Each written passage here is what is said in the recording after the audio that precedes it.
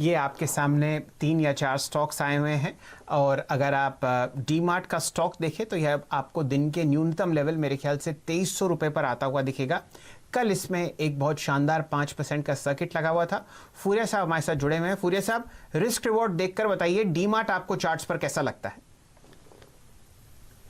देखिए, मैं समझता हूँ जब तक ये स्टॉक्स 2200 से 2250 के ऊपर में चल रहे हैं तब तक ये स्टॉक्स पॉजिटिव है। इसको जो प्रॉब्लम है वो जो एक बेरिश गैप इसने जो छोड़ा है वहां पे जो एक सेलिंग प्रेशर है वो इसको ऑब्जर्व करना पड़ेगा। उसके बाद में आपको एक शानदार मूव देखने को मिलेगी। करीबन इसके जो लेवल आ रहे हैं 2380 के पास में आ रहे हैं और इस मूव के अंदर भी देखिए, इस पुल बैक के अंदर भी करीबन 2360 से ये स्टॉक फिर से फिसला है। तो मैं समझता हूँ कि एक बार के लिए अगर डीमार्ट के अंदर खरीदारी भी करनी है तो डाउन द साइड में कहीं पे भी 2270 से लेकर 2280 का जोन ऐसा है कि वहां पे उसको एक सपोर्ट मिलना चाहिए। तो 2220 के नीचे का स्टॉप लॉस लगा करके आप अगर ये रेंज में मिलते हैं तो आपको एक बार के लिए खरीद सकते हैं और on the upside target of 2380।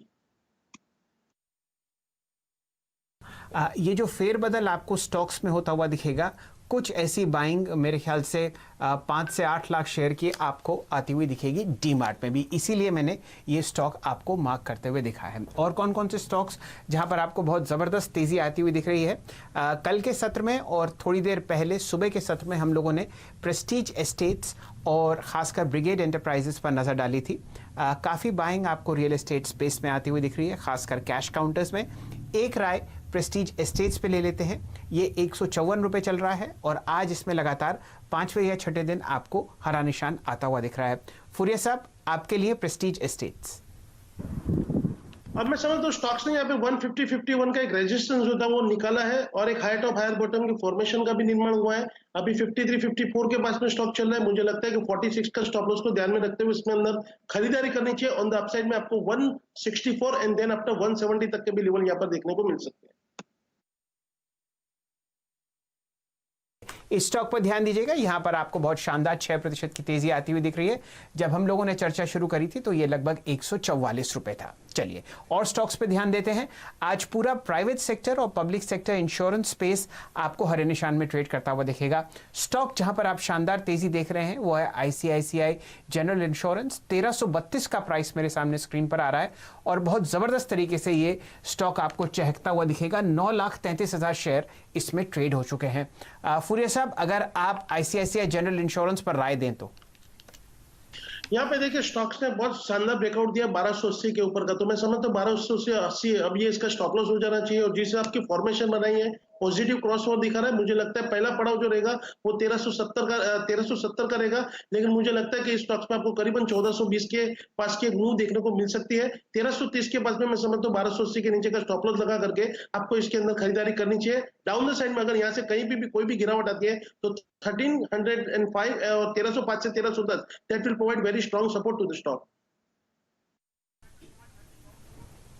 चलिए, कल प्रदीप जी और मैं NIACL न्यू इंडिया एश्योरेंस कंपनी की बात कर रहे थे। आप यहां पर देख सकते हैं बहुत ही शानदार आपको एक ब्रेकआउट आता हुआ दिखता है। 120 रुपये 90 पैसे पर आपको ये स्टॉक ट्रेड करता हुआ दिखेगा। और जिस बात की चर्चा कल प्रदीप जी कर रहे थे, जो आपने तेजी GIC रे में देखी थी, वही अब आपको न्यू इंडिया एश्योरेंस में आती हुई दिखेगी। 121 रुपये और अब 3% की तेजी यहां पर लगभग 2 लाख शेयर यहां पर ट्रेड होते हुए दिख रहे हैं। प्रदीप जी। और न्यू इंडिया एश्योरेंस आपकी बात करते करते देखिए इसने फिलहाल रफ्तार पकड़ ली है और ये अब आपको 3-3.5% ऊपर ट्रेड करता हुआ दिखाई दे रहा है। न्यू इंडिया एश्योरेंस पे अल्पेश जी, अगर आपकी नजर हो, बताइए क्या लेवल्स आप देख रहे हैं? इस स्टॉक पे एक बहुत ही तगड़ा मूव बनता हुआ और अच्छी बात यह है कि यहाँ पे सर्किट बड़ा है तो आपके लिए 20% तक की जगह बनती है। और आज ये अपने मंथली मूविंग एवरेज के ऊपर जिस तरह से निकला है और अगर यहीं क्लोज होने की तैयारी में है तो एक पॉजिटिव सिग्नल है। ADX इसका पॉजिटिव हो रहा है और मुझे लगता है कि 115 का स्टॉप लॉस को ध्यान में रखते हुए आपको इसके अंदर खरीदारी करनी चाहिए। ऑन द अपसाइड में जो टारगेट बन रहे हैं वो 132 के हैं। 132 के बाद में ये स्टॉक का जो एक्यूमुलेशन है वो खत्म हो जाएगा और फिर ये स्टॉक्स नए जोन में चला जाएगा। तो मैं समझता हूँ कि वहां तक के भी रिटर्न आपको एक अच्छे रिटर्न मिल सकते हैं। Looking at the risk to reward ratio, तो 115 का नीचे का स्टॉप लॉस लगा करके आपको 121 के पास में खरीदारी करनी चाहिए। खरीदारी की राय आपके लिए फिलहाल आती हुई न्यू इंडिया एश्योरेंस पे। और नजर डालिए एक और स्टॉक पे जहां पे क्लियर ब्रेकआउट बन रहा है। डायरेक्टर साहब, अगर आप ये चार्ट दिखा पाएं, ये है SBI लाइफ और यहां पर जो पुराना स्विंग हाई है वो करीब 780 के आसपास का है, जिसको तोड़ने की हम फिलहाल तैयारी में है। लेकिन एक अहम बात आप ये देखिए कि आज के ट्रेड में जो लेवल हमारे इस वक्त है, और अगर आप यहां पे क्लोजिंग देख लेते हैं तो क्लोजिंग के हिसाब से आप ऑलरेडी एक ब्रेकआउट देख लेंगे, क्योंकि इसके पहले की हाईएस्ट क्लोजिंग 760 की थी और वहां से आप करीब 20 रुपए ऊपर आ चुके हैं, और ये काफी सिग्निफिकेंट बात होती है।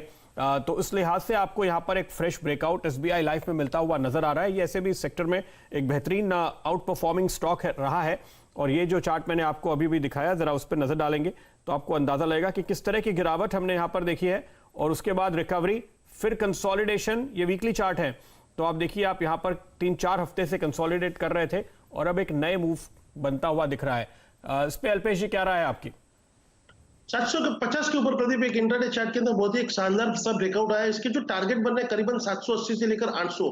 ये देखिए डेली चार्ट को अगर आप देखेंगे तो वही टारगेट के पास में यहाँ पे इसको एक हर्डल्स है, पर अगर ये हर्डल्स को निकल जाता है तो मुझे लगता है कि इसके बाद में स्टॉक को एक बहुत शानदार मूव देखने को मिल सकती है, करीबन 850 और उसके बाद में 950 तक के भी लेवल ये स्टॉक दिखा सकता है। इस तरह का ये रिवर्सल दिखा रहा है, क्योंकि इसने जो लोअर लेवल में और लोअर लेवल में भी कहते हैं तो उसकी एक हायर रेंज जो रहती है उसके अंदर ही उसने ज्यादा से ज्यादा एक्यूमुलेशन करने की कोशिश की है। तो मैं समझता हूँ कि यहाँ पे अगर कोई इन्वेस्टर है और कोई एसबीआई लाइफ लेना चाहता है तो ये एक अच्छा सा मौका होगा। 750 के ऊपर का ब्रेकआउट है, 745 के नीचे का एक स्टॉप लॉस लगा करके आप स्टॉक में अभी भी खरीदारी करिए।